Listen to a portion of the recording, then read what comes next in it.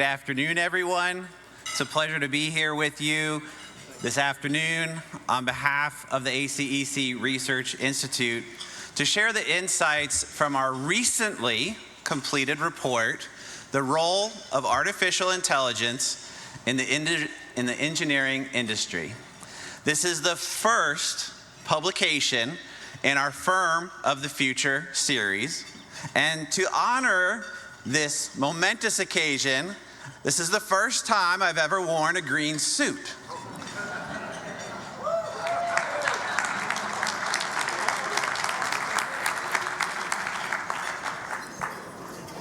I'll give you a little bit more insight as to why I wore a green suit later. Now, I know the term AI gets thrown around a lot.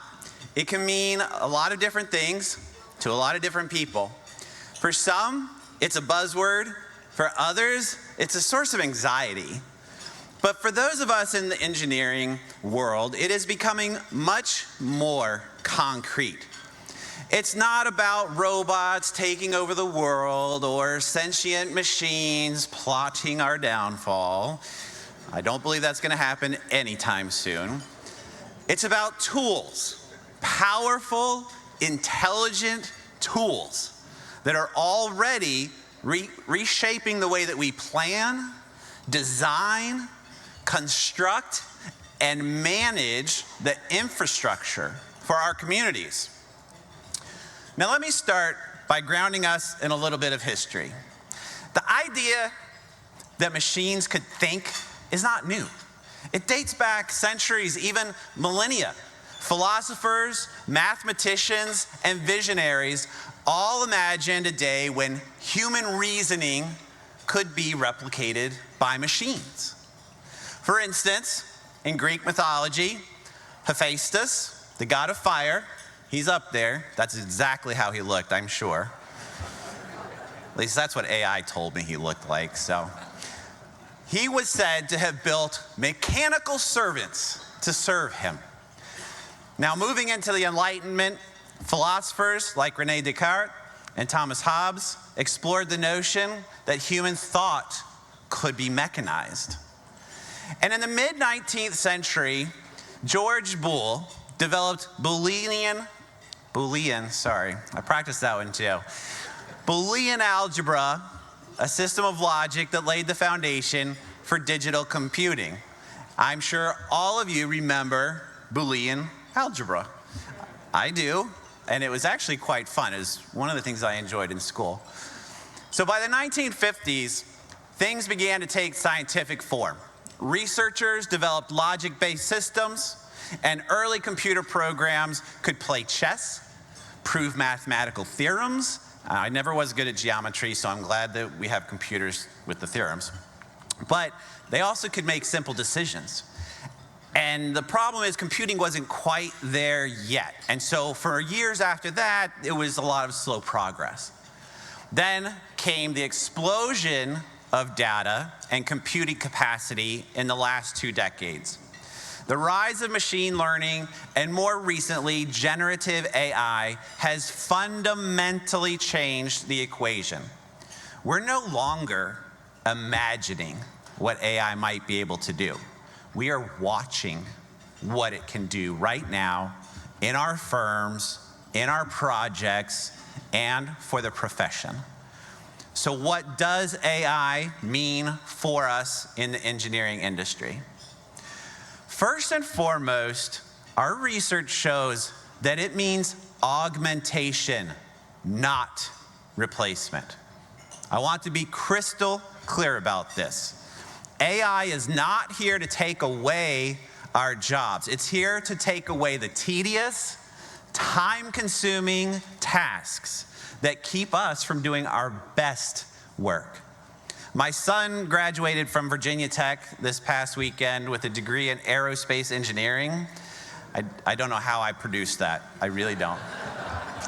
But I had a short talk with him about AI, and I told him, I said, you know, for me, the personal computer and digitization, the digital transformation, that was a big deal. I said, for you, it's going to be AI, and you need to know how to use it.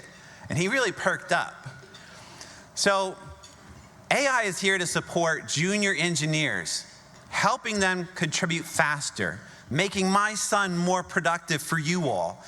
It's here to give senior engineers the bandwidth to focus on mentoring, creativity, and solving the toughest challenges. As one study participant put it, AI doesn't replace engineers, it amplifies them. We're seeing that amplification all across the industry. In a recent survey of ACEC member firms, of those who are actually engaging in AI at the moment, 85% said AI is important to their future success. This is not in the distant future. This is right now. We're using AI to generate initial design concepts for infrastructure projects. We're using it to search knowledge bases internally, instantly. No more looking through File Explorer, taking 15 minutes to find that document that you created 10 years ago, right? AI can find it for you like that.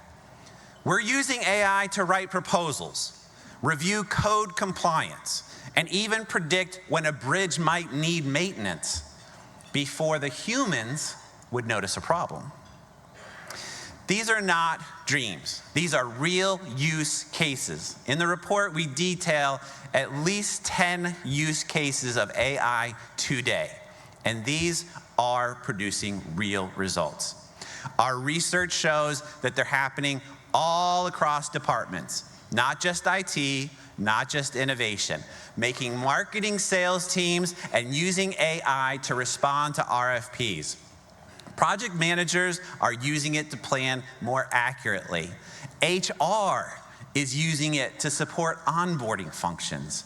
Finance is using it to track trends. This is enterprise-wide transformation.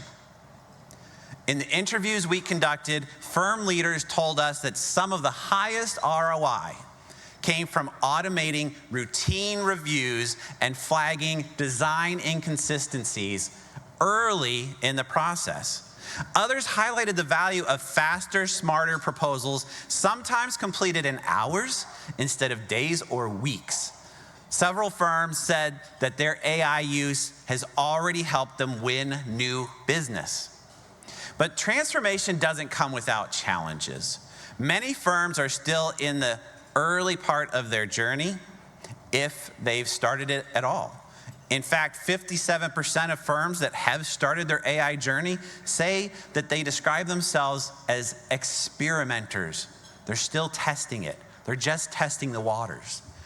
Only 18% call themselves innovators. That means we have a long way to go, but also that the potential ahead of us is massive. The biggest hurdle, it's not even the technology. We have smart people working on the technology. They're improving it every day. They're figuring out how to utilize it. It's not even the cost necessarily. It's the mindset. What we heard from firm leaders and those on the forefront of AI is that it's culture. Change is hard. And for those who've built their careers doing the things in a certain way, it can be difficult to embrace a new approach. But here's the thing, AI is not optional. It's coming, whether you're ready or not.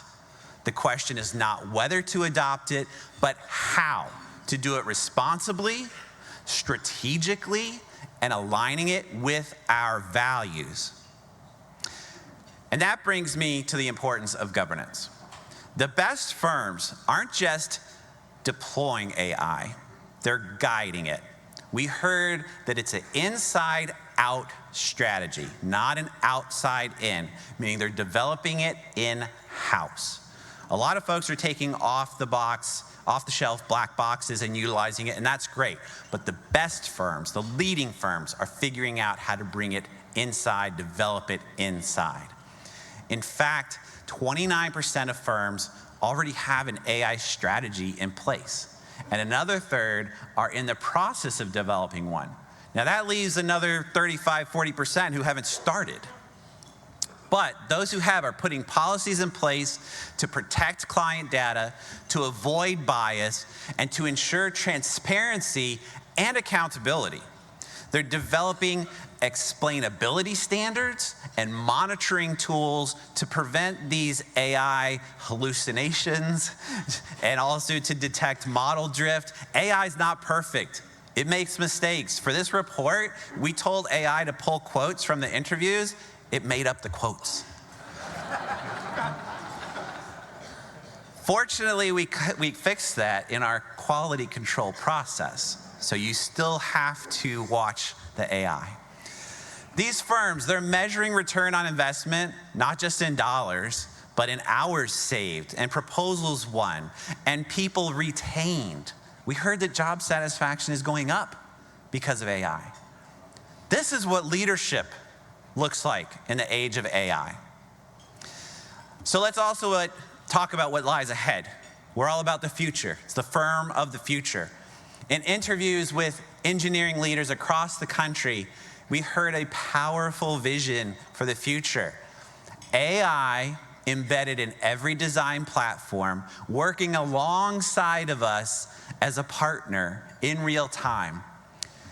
Image sketching a bridge and watching the AI calculate the load distribution, suggesting alternative materials, or flagging a compliance issue even before the drawings are finished. That's not science fiction, that's where we are headed. Some firms are already going in that direction. And as we move forward to that future, we must keep our eyes on something bigger than just efficiency. Yes, AI will make us faster, but it should almost also make us better. It should free us to focus on the work that really matters. Creative problem solving, sustainability, client relationships, and mentoring the next generation if they're not the ones mentoring you.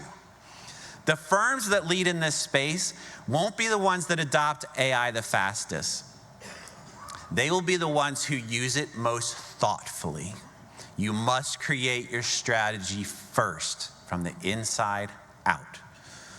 It'll be investing in your people, the ones who build ethical frameworks, the ones who innovate not just how they do their work, but what they deliver to their clients. Because here's the truth, if we don't evolve our service offerings to match the capabilities of AI, we risk commoditizing ourselves. That's the biggest concern that we have. Someone can come from outside the industry and do what we all should be doing. We risk becoming interchangeable. Our industry is not immune to these shifts. You've seen changes before. So we need to be thinking now about how AI can open the door to new business models. Could we offer design as a service? Could we provide clients with real-time digital twins that evolve after project delivery? Can we create platforms, not just projects? At the ACEC Research Institute, we call this vision the firm of the future. It's not hypothetical, it's a roadmap. It's here to help guide you on your path forward over the next decade. AI is a key part of that roadmap. It's why we chose this as our first report, our first research to dive into. It's not because it changes what engineers are, but it's because it changes what engineers can do. I want to leave you with this one thought. Our profession has always thrived on innovation, from bridges to buildings, from roads to water systems. We are the stewards of progress. AI is just the next evolution of that progress. It's a tool, but a powerful one. And like any tool, its impact depends on how we use it. So let's think bigger, move faster, serve better, and let's shape the firm of the future together. Thank you very much.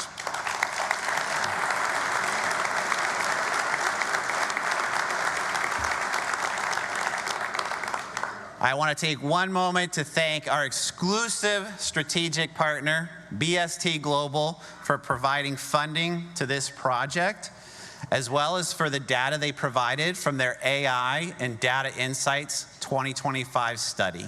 As most all of you know, the ACEC Research Institute cannot conduct the work that we conduct without the support and the funding from you all in the industry. And so thank you so much to BST Global for underwriting this research. I would finally like to encourage you to download the full report. We have the QR code up on the screen. It's released today. It's about 30 pages long. It has the history of AI. It has what the industry is currently doing and that vision for the future. And I just touched on a few of those things from the report. I'll also be moderating a webinar next Thursday. So if you'd like to sign up for that webinar, please do so. You can use that QR code on the screen. I'm going to have a great panel, two individuals who truly are at the forefront of what is happening in the AEC industry, and I don't think you're going to want to miss that. Okay, so last of all, I promised I'd give you a little more information on my green suit. Green, you might think Emerald City and the Wizard of Oz, right?